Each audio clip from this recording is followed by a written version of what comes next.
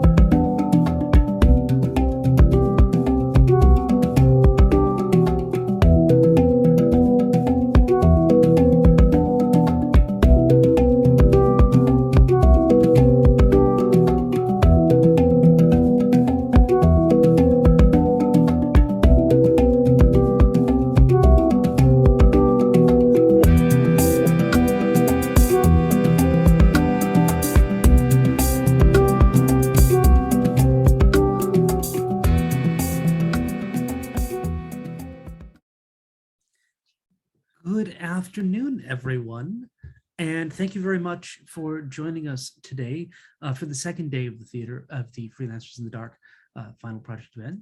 My name is Josh Edelman. I'm one of the co-eyes on the project, and I have the honor of chairing panel number 7 today. Can I have a life and a career? Parenting, caring, and the theater industry. Just to say today, to give you a little bit of a framework, we have 3 very exciting panelists who'll be speaking to their own experience of the problem of joining a theater career with parenting and caring responsibilities, and in particular, perhaps how that negotiation has been changed over the course of the pandemic, and what that might mean for the future of people trying to have to have a career as theater freelancers, but also to be parents and carers, something that has been traditionally seen as relatively difficult. And one of the things we were trying to look into is whether or not the pandemic has changed that a bit. I've asked each of our speakers to present for 8 or 9 minutes, and then we'll have some Q&A here. If you have questions, please do add them in the Q&A box. At the bottom of your screen, you'll see a little pair of dialogue windows. Click on that, you can add it. If you can either type your question, or if you'd like to just speak your question out live, just type the word live, or there's a little speaker emoji, just put that on and I'll call on you. This session is being recorded, I should say. Quite a lot of people are interested in this but weren't able to be here today, so they wanted to hear this later. So you should be aware that this is being recorded. Aside from our panelists, your names are not being recorded. Once we're done, we have an hour here, we're going to go into a breakout session in what's called the rehearsal room. If you're on the wonderful 2D world of Gather Town, just walk down to that. If not, the link will be put into the chat. That session, which is a more open discussion, will not be recorded. So that's the place to spill your tea about anything you want and things you don't want your employers to know about, say.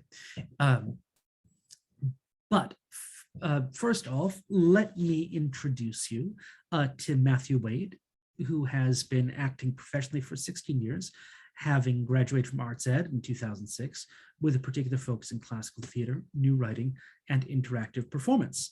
He has performed both around the UK and overseas, and particularly with non-British companies, and most recently has worked on a lot of role play and voiceover work for people ranging from the United Nations to the EU Parliament. He has also produced and hosted a sports podcast for the past 6 years, I would love to know the name of that, but I will ask you to say that once you start. He became a father during lockdown and is discovering how best to juggle being a freelance performer with being a parent. Matthew, the floor is yours. Hello. Yes, thank you. Matthew Wade. The sports podcast is the Daily Canon podcast. Unfortunately, it's for Arsenal fans or people who are interested in football who don't mind tolerating people talking primarily about Arsenal. So I'm not going to draw too much attention to that, I'm not sure. That one might be wide. I'm the target audience then. Yeah, just to say, obviously, as been said, I am a relatively new parent. My son is a lockdown baby. So this is still very much a journey I'm undertaking myself. But there are certain things I think that we all know about parenting in general, and particularly if affects those of us in our position. I'm sure there are people who are further on the journey than me and therefore know more about some of this than I. But obviously the first 3 years are particularly difficult due to almost total lack of government support for childcare costs. Most parents can only get financial assistance for nursery places above the age of 3, unless they are particularly low income and therefore can get support from things like universal credit. We could get into a longer discussion about where childcare provision sits in our society and, cost of living costs and the housing crisis and all the rest of it. But the main thing is that obviously, particularly living in London or another big city with expensive rental costs, etc., one parent staying at home and being a full-time carer is very difficult to achieve unless the other is earning a vast amount of money. But our society still sort of expects that model for the first 3 or 4 years. That's exacerbated by the fact that UK childcare provision is among the most expensive in the world. And in the last 10 years or 12 years, the average UK wages have gone up by about 17%. Childcare costs have gone up by about 52%. So that tells you where things are trending. The average actor's salary for those in work is estimated, if someone who's working a lot as an actor, to be approximately 20,000, possibly slightly higher. Obviously, that's before tax, and the average full-time cost of a childminder or nursery cost for a child under the age of 2 is between £12,000 and £14,000 nationally. And again, big cities, particularly London, that increases to £13,000 to £17,000 approximately. And of course, that has risen over the pandemic and is likely to continue to rise as living costs are increasing. So that generally means the average actor, even if they're doing quite well, they can pay for childcare, the child's clothing, food, etc. And then suddenly a lot of their income is gone and there's not much left. Theatre has been the sort of focus point of this, is even more so, of course, because theatre isn't as well paid as screen work or other forms of acting work, particularly in the UK. Obviously, in places like Broadway or other parts of Europe where you can get artist status, there's rather more support for theatre actors, or they're better remunerated. But in the UK, you can be working in, 52 weeks a year in a venue that holds 1,000 people a night. And it can be full every night, and you can still have a post-tax salary of 25 grand, which is not that much left after your childcare and child provision costs. On top of this, of course, working in the theatre doesn't always fit around childcare provision. Most childcare provision, if it's affordable, tends to be around certain working hours, and rehearsals, performance, tech, whatever side of the argument you're on, you're going to be working hours outside of those. So often people need to be accommodated by more expensive childcare or very supportive friends, partners, or families. That flexibility is something that really needs to be pursued, both in terms of the financial burden, but also just in terms of being able to get childcare for the hours that you need working in the performing arts. Of course, as children get older, there is preschool and school, but there's still issues around timings, collecting children. Most working days don't fit very well around school timings, and that's something that needs to be addressed. Without it wanting to be all doom and gloom, and there is, of course, some help out there. It's worth looking because there's generally more help than is advertised. You have to go looking for it rather than it being finding you. But there's the tax-free childcare scheme, which can get you up to £500 every 3 months per child for childcare from an approved provider if you earn less than £100,000 a year each, which I'm sure will apply to most of us. Obviously, universal credit has been mentioned, that you can potentially get up to £600 or even slightly more now a month if your earnings are low enough, but you're still working. You can get free childcare for 2-year-olds over if you're on universal credit, or if the child's got special conditions like special educational needs or a bit more after by the council. And then after the age of 3, everyone's eligible for up to 15 hours of free childcare a week for 38 weeks of the year, which obviously is a huge boon, both in terms of the financial impact, but also in terms of being able to make sure that you can get the childcare that you need to be able to work. And of course, a lot of people forget to get child benefit, which is, it's only £20 a week for your first child, but that £20 a week at least pays for some of your childcare costs, and we're all entitled to it, so make sure you get it.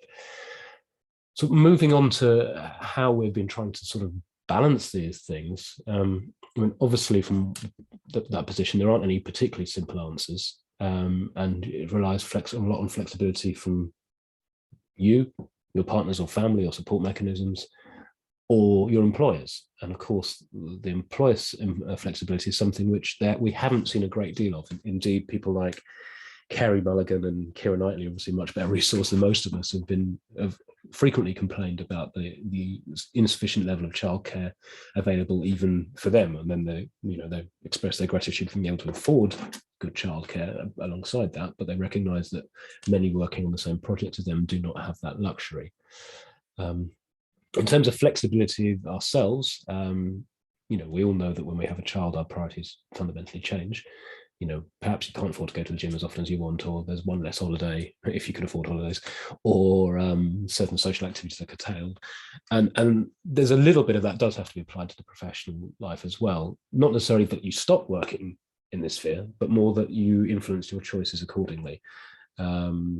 Ultimately, the joy of raising a child should hopefully offset some of those sacrifices. There's always the balance of time v money when you're a freelancer, and of course having a child ups the ante on that one quite significantly, but at least the positive is that as freelancers in this industry we are very used to spinning plates and juggling different positions, and hopefully that's something we can apply as well. The question is asked is whether freelancing in this industry is incompatible with parenting responsibilities, and the answer is to a degree, yes, particularly the way that we operate in the UK, and particularly in the first 3 years of childcare. But that doesn't, it's not exclusive. I can't really talk that much about the impact of the pandemic specifically because my child was born during the pandemic, so I don't know what it was like being a parent beforehand. But of course, some of the things that are spoken about more generally during the pandemic affect parents and carers as much as anyone. Isolation, the mental health issues that people talked about, that of course affects parents and carers who already experience that to a greater degree in the normal society anyway. The lack of access to support, obviously lots of services shut down. Also unofficial support mechanisms like family or friends were much reduced during the pandemic, and particularly older relatives who might be able to help out. For obvious reasons, that wasn't available to many people for a long time. And also, as I said, the increased child costs. But I do think there are things that came out of the pandemic that can be viewed as positives in terms of the way that this issue is dealt with. Firstly, we've learned more collectively how to work creatively remotely, which is huge. We've more online output, more people being able to either rehearse or have meetings online or whatever. And I think that flexibility is going to affect our social society as a whole, and there's no reason why that shouldn't be embedded slightly into the performing arts. Of course, many companies have had to do more flexible working arrangements during COVID, and a lot of those, the natural extension of that is to adapt them to family-friendly working practices. So I do think there is possibly a greater understanding of what's possible there from companies. Obviously, we have live and recorded performances of different ways of reaching audiences. Those can be positive. And of course, many of us, when theatres were closed, had to explore other ways of still being able to make a living in this industry. And I know a lot of people have taken that opportunity and have evolved with it in terms of the range of what they do. And me personally, I spent a lot of the lockdown period doing remote role play work for various different companies, and remote performances, and indeed remote audio work. So I've barely left my house in 2 years, but I've actually been working as much as an actor as I was prior to that, just in very different ways. But of course, that facilitates being able to do more traditional work now. Lastly, because I know I've not got much longer,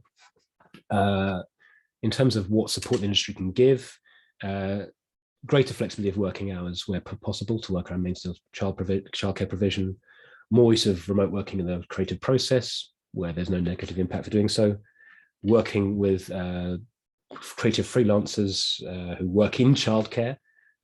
Many of them, it may be better for them to work outside of traditional hours. So that's something that companies can explore.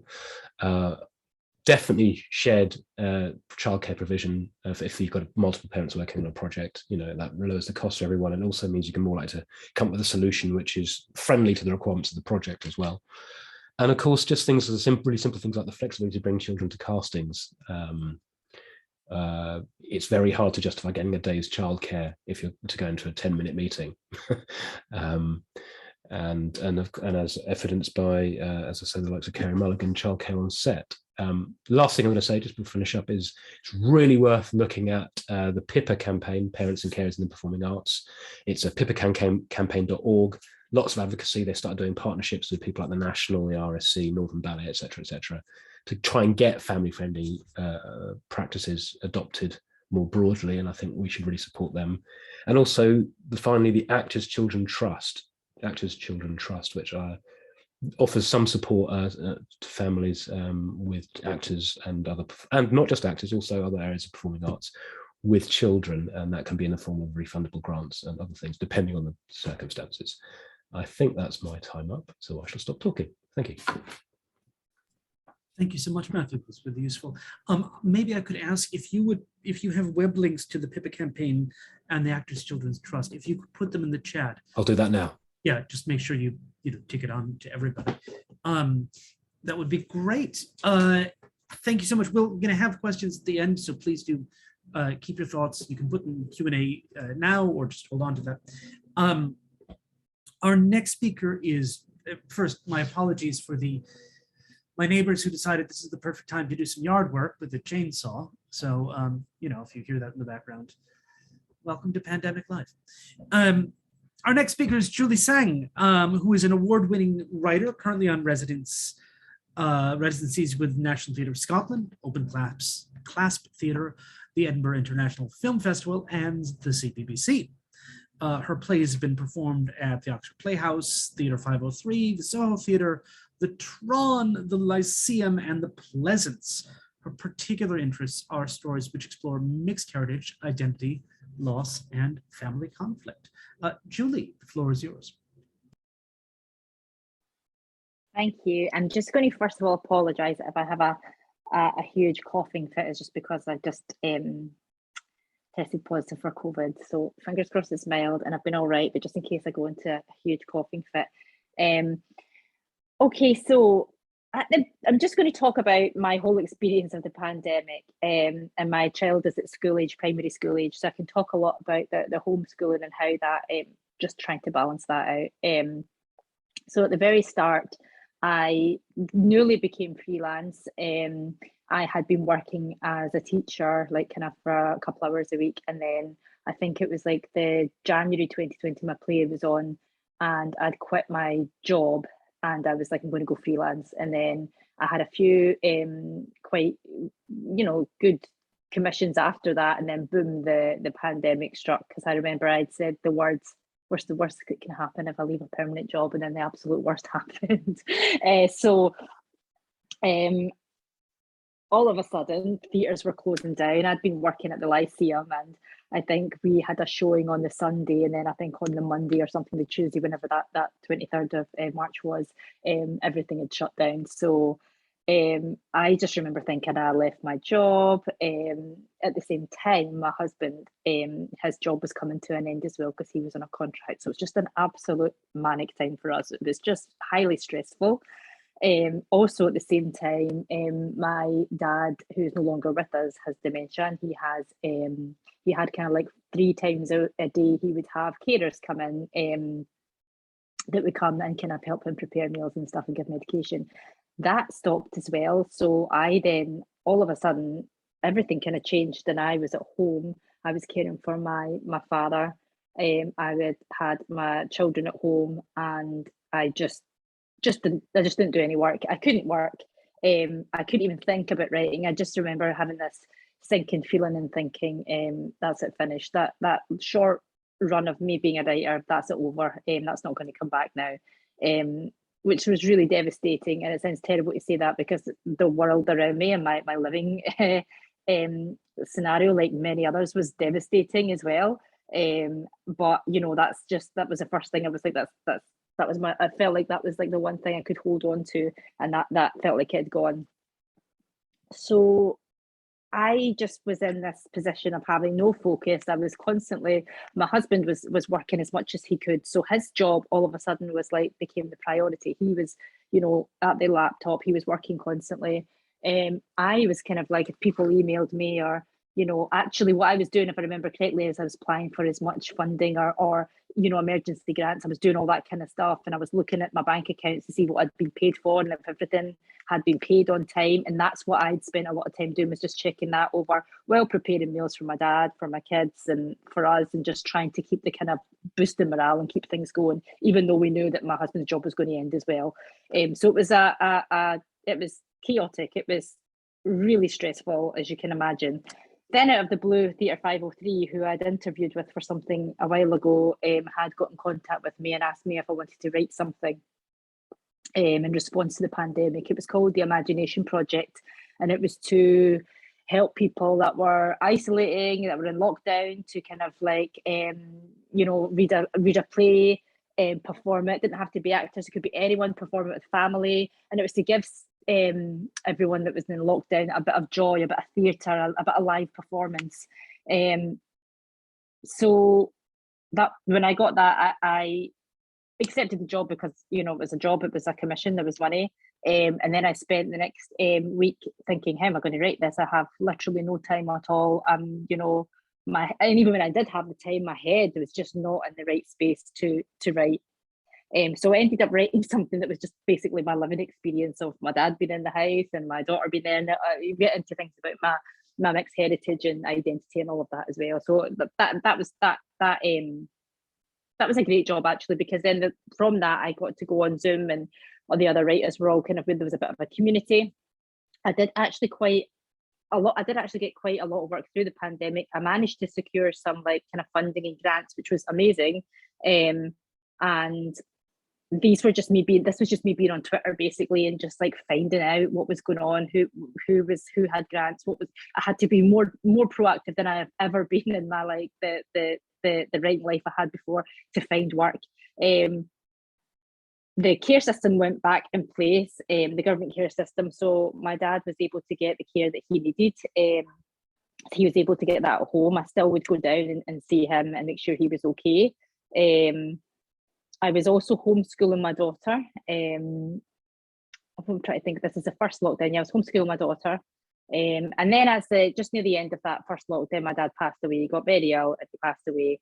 And then at the same time, I think we had a bit of everyone was back. There was like some stuff kind of started again. I ended up taking on quite a lot of schemes, because what I felt like as a writer is I felt like I had going back to the beginning, I felt like I couldn't even, if something happened to my writing, I just felt really stifled in it, and I felt like I had to go back and learn things. And you're seeing things like on socials about Shakespeare writing King Lear, and you're thinking, oh, that's great, he wrote King Lear, but like I'm trying to run a house, I'm trying to keep my kids fed, I'm trying to keep myself from not going insane.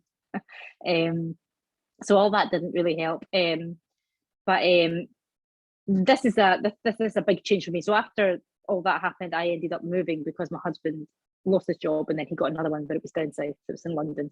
So we had to decide what we were going to do. So we moved because there was no other, you couldn't find other work here, and I had been getting quite a lot of work down south, and I just thought, let's just do it. So we moved, and then my daughter was in a new school, and then there was another lockdown, so she was at home. And this time, because she was in a new school, I felt the pressure for her to be feeling included in that school and feeling part of it. I felt there was a real pressure for me to do a lot of the homeschooling homework that they would send her. And actually, speaking to lots of different parents from schools in Scotland and down south and all over, they were saying that actually the second lockdown, a lot of the primary, I think a lot of the teachers as well, just speak to some friends I know that are teachers, there was a lot of pressure for the kids to actually do proper schoolwork at home. So again, I was met with having to, again, my husband's job became the priority, because that was where a regular income was coming in. I was spending all mornings with my daughter, and I don't know if you've ever tried to, anyone will tell you when they try and homeschool their own kids, even though I have a background in teaching, they just don't want to do it. They just don't want to do it. So it was like a fight every day trying to homeschool. I was lucky that I got into a couple of schemes, and that kind of kept me going. I also realised that the theatre world, I could just easily disappear and become invisible, and then I would never, no one's going to try and get me back in. And it pays so little anyway when you get a job, or when you get that glimmer of hope that you might get a commission. I mean, you're lucky if you get like an R&D, or if you get like, a day in a writer's R&D or something like that. So I decided to move into television writing, which was something I never really thought. I thought, you know, I didn't really think about it too much, to be honest. I was quite happy just writing in theatre. I just did what I could to get into writing for TV. So again, it was me having to kind of pursue these, find things online, chat to people, try and have conversations. I guess a lot of companies were kind of trying to get people, you know, into these schemes, keep the morale going, keep people writing. So I was fortunate to get into these things, and I did produce quite a lot of TV work. And then I think near the end of that, kind of 2021, I think I just had a bit of I just did far too much. I think I was still grieving for my dad. And I think what happened to me was I just lost all interest in writing because I did too much work. I was still writing plays. I was on commissions with a theatre company to produce we were doing like an audio drama. I was working with another theatre company, and it was a kind of ongoing thing where they paid me. So I felt like I had to always like kind of meet deadlines to, you know, just keep it going. It was like, basically, I was explaining this to someone else the other day. It was like I was feeding all these animals, all these different things that I couldn't say no to anything. So I had all these different jobs, and I was like, you know, just feeding them all and keeping them all at bay, and then just hoping for the best, and then feeling like I was letting down a lot of companies. So a lot of companies kind of, I felt, and I still feel this, think that I only work for them. And that's not true when you're a freelancer. You're taking on everything. Sometimes you're taking on jobs that aren't even related. They're slightly related to writing. I've done things like market research jobs. I've done things like, a lot of been market research actually, just other things that aren't related to writing, but it gives you some money and allows you to keep doing what you're doing. I actually went back and did some supply days down here, just to, you know, make ends meet. But yeah, so I feel like that's in 2021. Sorry, I just kind of like stepped away, and I thought this is too much. I don't know what I'm going to do now. Should I go back to teaching? Teaching just seems like I don't know if I can do teaching, because it was always something I wasn't really sure if I was kind of want to stay in that field for that long. I'd always done writing on the side, always wanted to pursue that. And then every so often you get like I've got an agent, and then he would be like, oh, I'll put you up for this. Or you get these tiny little glimmers of hope. And then you think, oh, okay, I'll do this one job and I'll get back into it. And I love writing. I absolutely love my job. I think I'm so fortunate that I can be a writer. And I always think to myself, God, I've got so much gratitude. But then I think, but it's a job, you know, and I think this is the thing that we forget. It is a job. And we have to remember to step away and not, you know, completely kill ourselves for it. Because I feel like that's what I was doing for a long time. And when I had that moment at the end of 2021 where I thought I need to step back, I got CBT, I got some grieving counselling, which was fantastic. I spoke to lots of people about it. I spoke to all the companies that I worked for, and I said, this is what's going on. This is what I need. And I think it was the first time that I expressed that. I felt like I had to express that because I got to that point. And I feel like now moving on forward, I don't know how long I've been talking for, so I might wrap it up. But moving forward, how it's been this year for me is I still have that feeding all the animals, trying to keep them all at bay, trying to do the absolute best job. And sometimes you can't, so you're just trying to keep it ticking over. I'm new into TV, so I want to be employed because there's more money. It's not a great amount of money unless you're making, you know, huge, you're selling your own fake scripts or whatever. And, you know, I'm not doing that. I don't know if I'll do that. I would like to do that, but I also really love theatre. Like, that's my passion. That's where I want to be. But I just feel like I can't just box myself in and say I'm just going to write plays. I have to take on as much work as I possibly can if I want to stay in it. And I do love my job. I love writing. I don't want to be doom and gloom. I absolutely love it. But I think I think everyone is feeling from the pandemic that it's difficult. Mental health has been a massive thing that I've experienced. Even my daughter's mental health, being off school for so long, she changed school as well, but being off school and then being at home and then having to go and do all this online learning, having me as a teacher. I mean, my husband was great. He was doing it as well, because there was days I just couldn't. And I thought, no, we were both trying to tackle it. But kids' mental health, you know, there was only us at home. So I do have an older son that he is older, and he was in Glasgow. So it was just, she just felt quite lonely at that time until he came down, joined us. So yeah, I think there was so many things going on, and writing seemed like the least important thing. but it was the thing that I had to keep doing in order to stay sane. So I was like kind of conflicted in a lot. I felt like I was quite conflicted in a lot of ways. I guess I think now, if I look at now, 2022 has been a very busy year, and I don't know if it's busy because we're trying to navigate this new way of working, and I'm just a lot slower than I used to be at. Could be, or maybe I'm just learning to take the time. I've got this jumper on that says self-love. I need to remember to do that a lot more. It's almost like that's what I need to remember. But actually, in saying that, I think a lot of companies are aware of that. So I guess the positives are, when I work with a company, I feel like I feel quite confident to tell them that I've got a child. I have childcare issues. We don't have any family here to do any childcare for us. The school that my daughter's currently in have a waiting list for the after school and breakfast club. So we literally have the 9 o'clock, well actually 8:30, and then I need to pick her up just before 3. So if I'm having many meetings, it's got to be between like 10 and 2 if it's in person. If it's online, then it can be within that time frame. Things that I think that can really benefit a writer is or a creative is time. If they can extend their timelines for you to produce your drafts or whatever it is you need, the more time you can get, the better. And I think we just have to ask for it and not be afraid that when you take on these jobs, and just remind companies that, I don't just work for you. I work for lots of different companies at the same time because I'm trying to stay in this job, and I think and once you say that, I think they do realize, and they're like, of course, and they want to help you, because I think after this time, they want to keep you in. They really want to keep you there. And they want to, whether they want to look like they're helping you or what it is, if you ask for it, if you don't ask, you don't get. So I think asking about time. I think there was mention about like there's creches at some places. My daughter's older for that now, so she wouldn't necessarily. And if I did have to take her to something, it would be fine. She'd be able to sit in the corner or something with a juice or whatever. But I think the fact that she's in school, like school hours are good for me. That's when I do all my writing. That is where I have meetings if they're in person. I actually did have a meeting in person recently with a theatre company, and I just forgot what it was like. It's been so long since I've been in person. And after it, I thought to myself, that could have been done online. Like I need to remind myself, just do things online, because I ended up like having such a panic trying to get back to the school on time with the train times and everything. And yeah, so if you can do stuff on like accessibility to do stuff online, things like this, like I think it's great that we're recording this, because there'll be a lot of parents. It's the weekend, Saturday, it's a beautiful day. People are going to be out and about at the park or whatever. Seeing stuff that you can see in your leisure is great. Also, when it comes to applications, so funding, I have never applied for arts funding because I know how scary it is. And there was actually something on I'm going to say Twitter, but I'm not sure what it was, but it was on some kind of forum, and it was about how these art council forms are so complex that someone has actually broken it down. Not anyone that works for art council, somebody has went out their way and broken it down so it can really help people.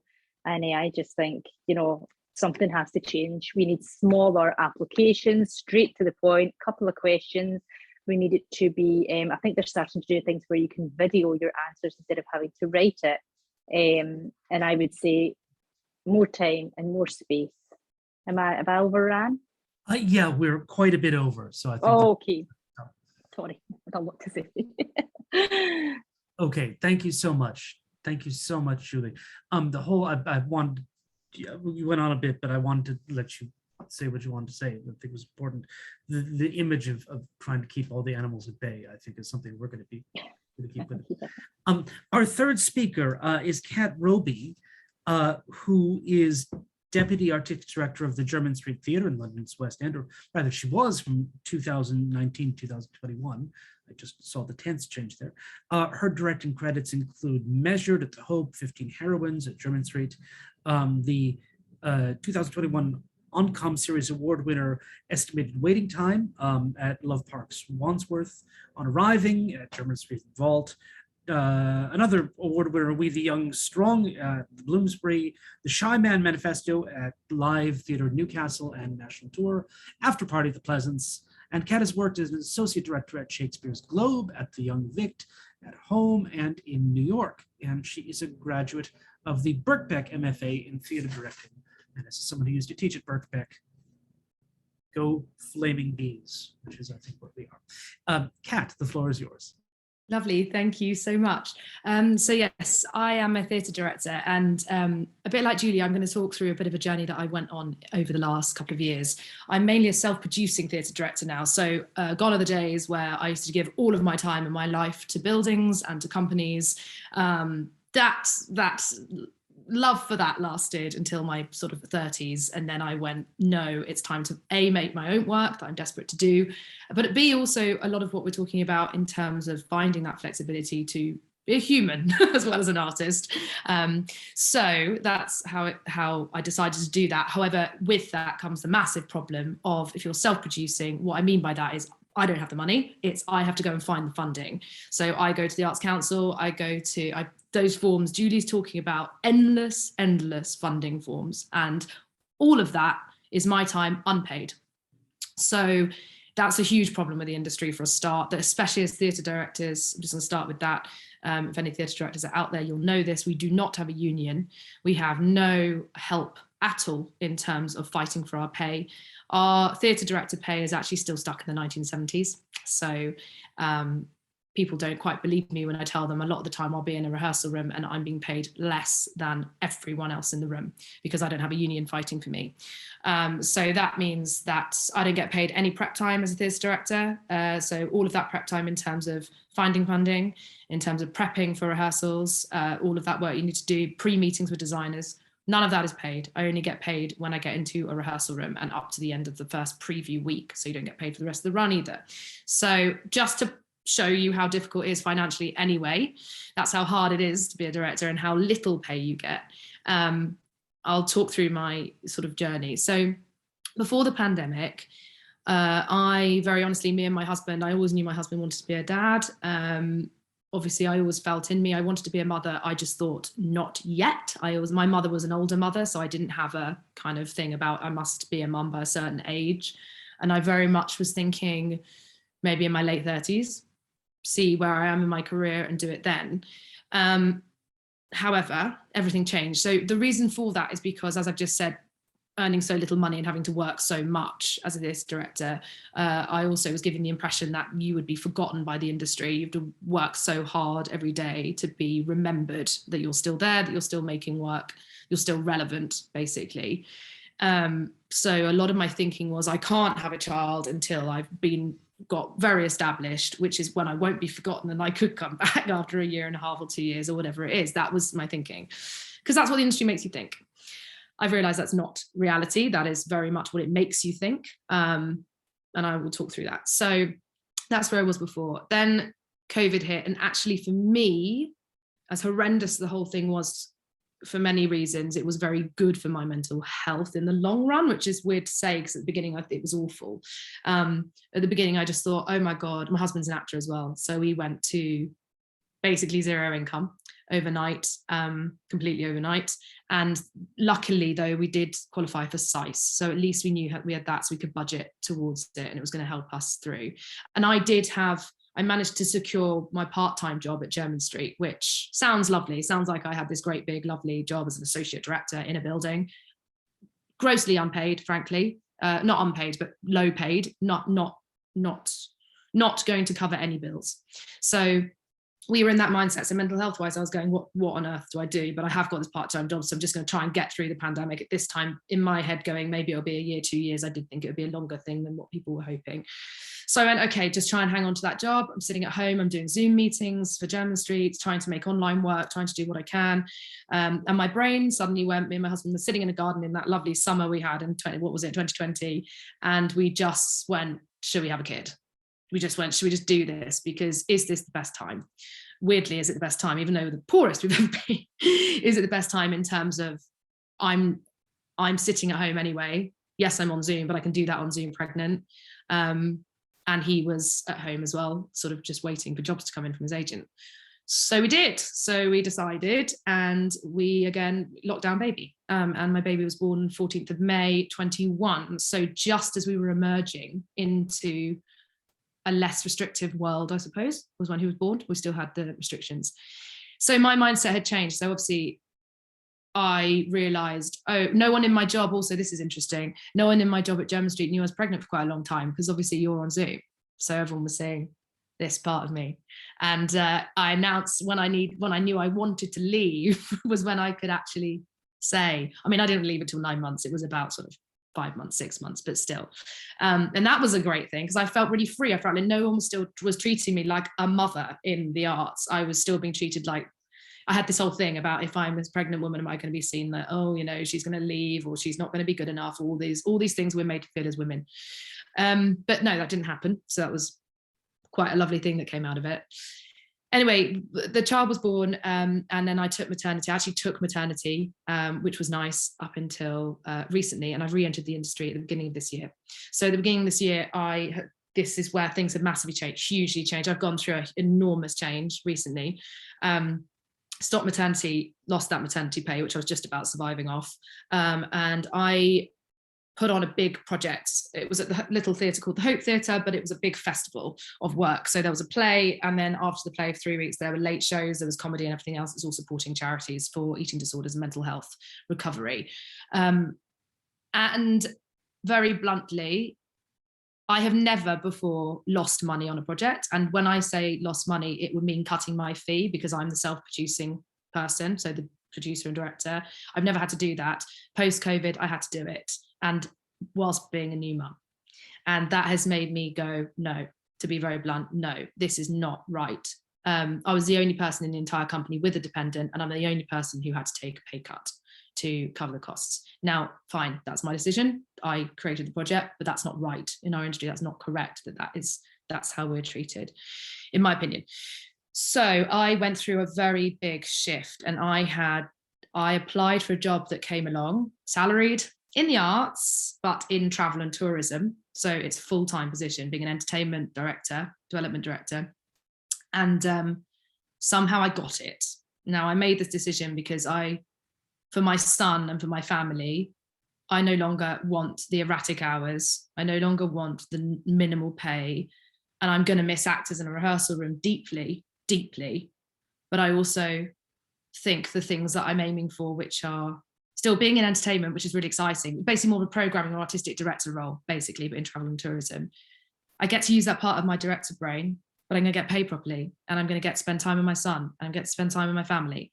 And I've found that balance very difficult for my mental health to go, I'm slightly leaving the industry in one way, but I'm step changing. I'm still in it, but I'm going to be starting this thing in May. So I'm in a place where I've made that choice. And a lot of it did come out of the post-COVID struggle with that big project, and going, I can't do this anymore, sadly. Doesn't mean I won't ever direct again. I've still got loads of directing projects in the pipeline, but I'm going to have to do my rehearsals like at weekends or around, after work. However, weirdly, I've got more time doing this 9 to 5. I'm going to have more time than I've had trying to be a director and not being paid for any of my prep time. So that's where I am with that. And also, they're going to continue hybrid working. So I'll get to be with my son in the morning before I start at 9. I'll get to be with my son after 5 o'clock. I'm at home. I can spend lunch with him. My husband's going to be, he's an actor. He's decided to be a stay-at-home dad. And unless a huge acting project comes in, of course, then we'll find and pay for the childcare.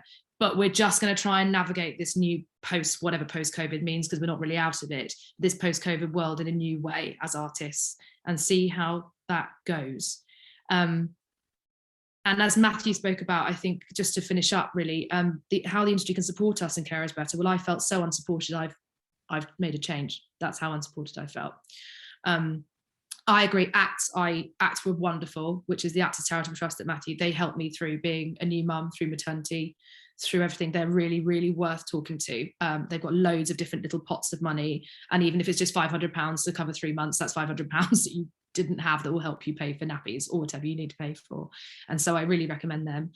In terms of how the industry can support us, I have to say I'm a bit,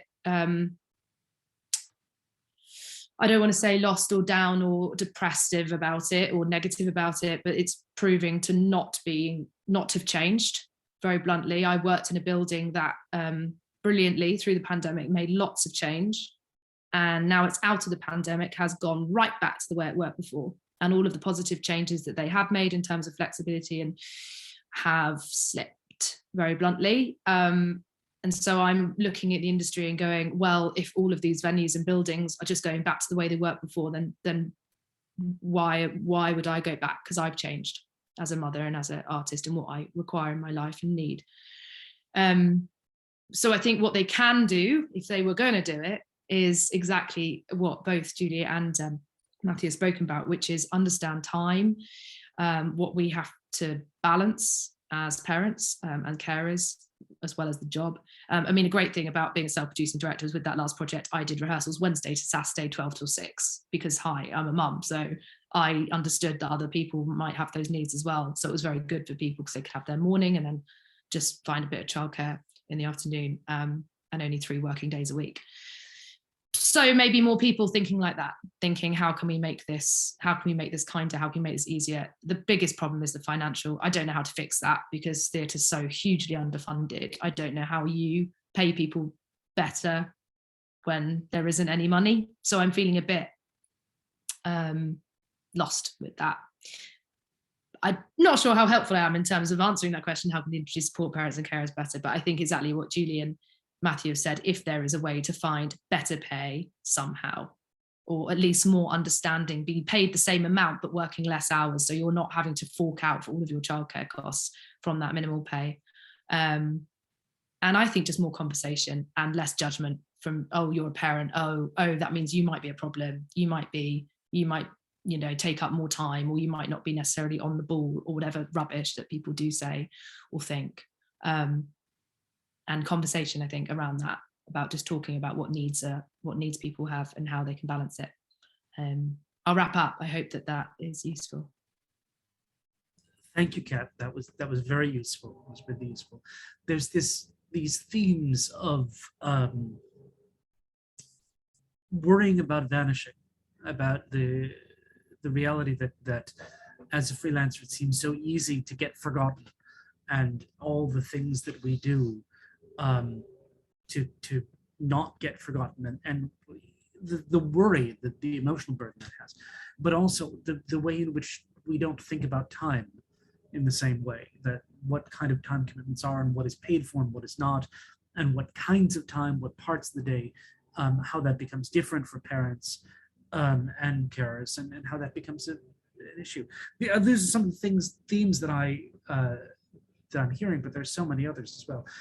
Can I just ask attendees, if you have questions, could you please put it in the Q&A just at the bottom of your screen, under those 2 little dialogue bubbles. Well, we've got about 13 minutes, and then when we're done, we are going to move over to the space on Gather Town called the rehearsal room, where we can continue the conversation a little more openly, shall we say.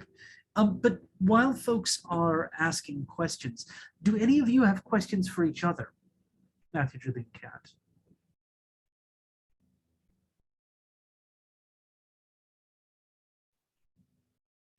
Actually, I do have one. I'll ask Matthew, actually, because as an actor, because my husband's an actor, so I'm very, very interested in this. How are you feeling? You touched on it a bit, but how are you feeling, or how are you planning, or are you not planning, about trying to navigate where we are now, which is this weird place of we're still sort of online working, but people are slightly losing interest in online work, I would say. Summer's coming and all of this. And you said what's brilliant is you've worked a lot online, and I think that's amazing and wonderful. But how are you feeling about now, knowing that there is a waning interest? Maybe I'm wrong, maybe you can tell me it's not, but and then trying to come back into live performance and navigating the weird world we're in, where it's all star casting and it's all, you know. I mean, immediately I would say that I didn't do that much online performance in terms of online theatre, partly because it's not something that excites me as a process to do because of the specifics of what I like about theatre, and also the kind of theatre that I do. I've done most of it. Most excites me, doesn't fit very well into that bubble. I have done some, and I think it is useful, but as you say, it has a shelf life, unless you're doing something different with it. And of course, when it first started, there were people doing interesting things. And then, of course, over time, more people are doing it because, of course, we all want to be able to do some work. And then it becomes a bit lost in itself, in the same way that quite a lot of theatre and television is anyway, generally. In terms of how I feel about things, I mean, I have to admit, I guess the the mental adjustment to the impact on my career was made slightly easier just due to the fact that when the pandemic first started, I was in a job and that job ended forcibly, and I suddenly found myself with a bit of time. And so, and obviously, like many people, like the next 6 months was a wasteland of a total lack of any employment at all, or indeed any possibility of employment. So I did like a shit ton of research about the pandemic itself. And I sort of worked out pretty quickly that, okay, most people are being told that this will be done in a year. There's no effing way it'll be done in a year. This is going to be 2 years short as possible. So I was just like, right, well, I'm going to park that element of my career and my life largely for the next 2 years, focus on the things that might still happen so that A, I don't go mad, B, I don't starve, and C, then when we start emerging, I've got a kind of a bit more of a hybrid possibility.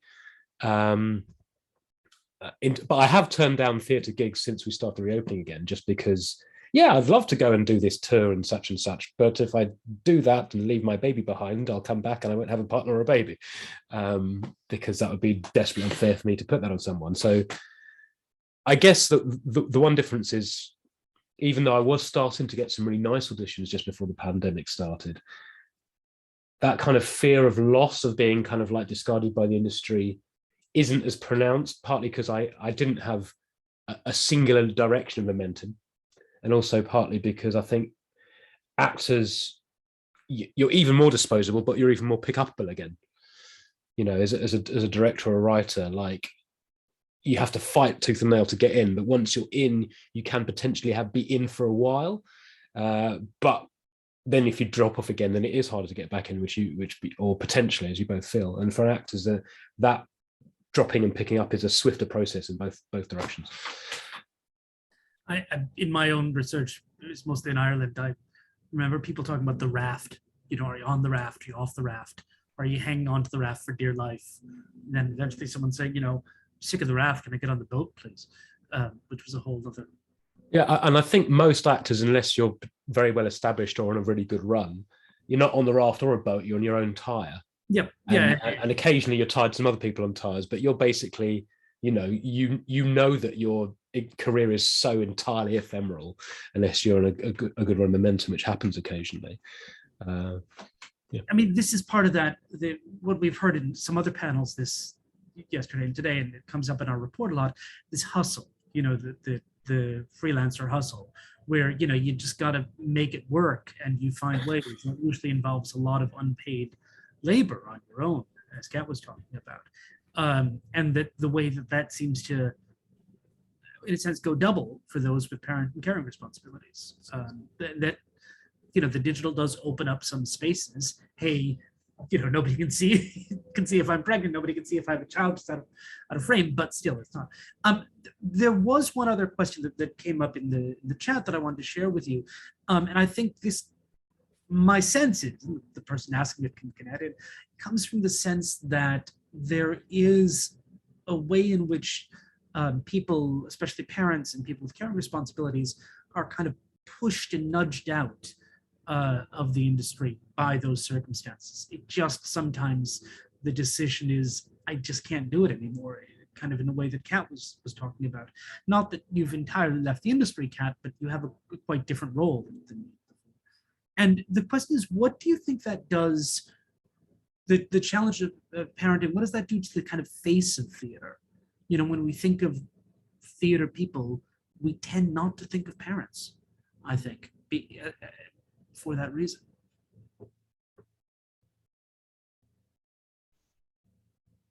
I mean, so for me, it just feels very bluntly like it's, you know, theatre. And this has been, the thing is, I don't know if this is new. This isn't necessarily because of COVID, though, is it? This is just how it is. It's theatre is, and always has been, a bit elitist in the sense that people who do it, who can afford it, to do it. And I think when you're young and in your 20s, you're able to work, even if you're not rich and you're working every hour under the sun, you're excited, you're passionate, you're also carefree and dependentless normally.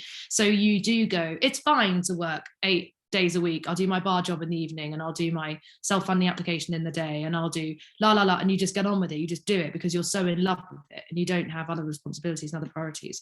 But but then I think, life happens, doesn't it? You get married, or you don't get married, or you have to be a carer for someone elderly or someone in your family, or things change. You become less young, free and single, I suppose, isn't the phrase.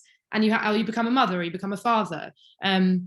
And then I think you have to do huge reevaluating, because you suddenly go, right, well, I suddenly have much more outgoings I ever had. I much less time than I ever had. And I never really had as much income as I needed in the first place. But I was making it work. I was making it work by doing 5 jobs, as Julie said, like managing all the animals and doing your night shift at the bar, and then being able to get up at 9 a.m. and go to a rehearsal for 10. Gone are those days in your 30s when you've got other responsibilities. Right? You just can't function like that.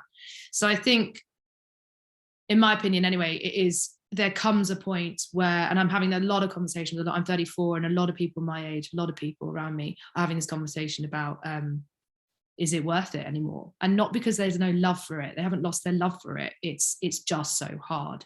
It's just so hard. And you're spending your life and you start thinking ahead and going, I don't have a pension.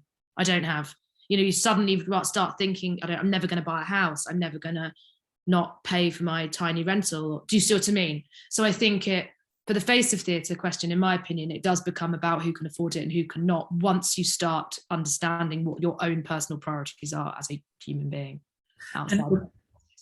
Thank you, Kat. It's really interesting, because that does go into the other thing that I think people are very worried about with the pandemic. It's the contraction of the industry, if we want to think of it that way, means that the people left standing will be the ones with the most resources, who have, who are independently wealthy, or who have other ways that, you make it. So many of the things that we've been talking about in this panel have been financial. So if you have access to other financial resources, it does really, really help. But the other thing is, the image of theater, I think, is also very young. That I remember theater I used to frequent, that, their unofficial slogan was 18 forever. And, when they started to talk about 25-year-olds as the previous generation, as, well, they were nice and all, but let's see what the new stuff is. You kind of feel like, hold on a second. Well, it's also partly, of course, that 18-year-olds are very popular amongst certain theatre companies because they're willing to put up with a certain degree of shit and don't know quite if they're being taken advantage of. And, naturally, as you get older, with or without parenting, but as you get older and particularly got a parent, you have other priorities, and also you have a greater sense of, this is what I'm worth, actually. I've been, whatever role you've been doing, I've been performing this role in the industry for a number of years. I've worked with some really good people. I've done some good things. So no, why should I do something that pays me less than if I was picking up the bins? When actually I'm an experienced, competent person. So that's another thing that comes in as well. There are lots of theatre companies that infamously only hire actors between 18 and 25, and then I'm sure Equity knows all about them. And as Kat was saying, this is part of the thing that you can overcome those a bit when you're in your early 20s, out of sheer passion and willingness to live, in a kind of crazy way. But there comes a time when that isn't possible. I think that, I was just going to add something to that. I think what has to change is that a lot of people don't get into the arts and into theatre until they're older, because it's just not accessible. You just can't afford to. So then you have people that are coming in, and you get a lot of kind of like writing schemes. I can only talk about writing schemes, that's ones I'm aware of, and they're kind of like under 30s. They're looking for, there's a bracket, it's like under 30s, and you're just straight away like, it's this thing about the young, the young writers, and new writers does not mean a young writer. New writing does not mean a new writer. It's just understanding, it's just changing that kind of language. And there's been a lot of talks about that. A lot of people are like, and a lot of people, I think, through the pandemic have been talking about that and saying, we've just lost these years. Like we need to change those brackets. What is that? Why is it that you're emerging for only this kind of like, why is there age attached to that? What is mid-career? I mean, all this stuff is just like, what is all this stuff, I just think it is going to be the case that the only people that have got money can stay in. Everyone else is hanging in on those rafts, and also just trying to. That's why I went to try and work in TV, because it's like, what else am I going to do? I've got these skills. What else? TV is not like the first love. but what are you going to do with those skills and still being employed? And I think these are some of the changes that I think that what we haven't had a chance to talk about, but maybe we could in the breakout room in a few minutes, is kind of what the pandemic has done to change the kind of this decision making, the way that parents and carers who are theater freelancers, the way they hustle, the way they organize their careers. We've seen examples of it, but I wonder if we could think through that a little more. It's time to take a break, and I want to be respectful to people's time. So thank you all very much to the panelists and to our audience for being here, and this will be recorded.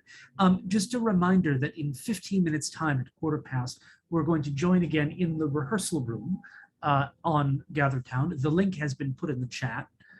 We are discussion group 7, because you'll see the links to both 6 and 7 there.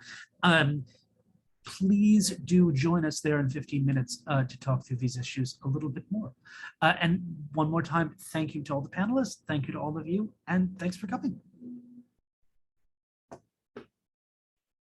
Bye-bye.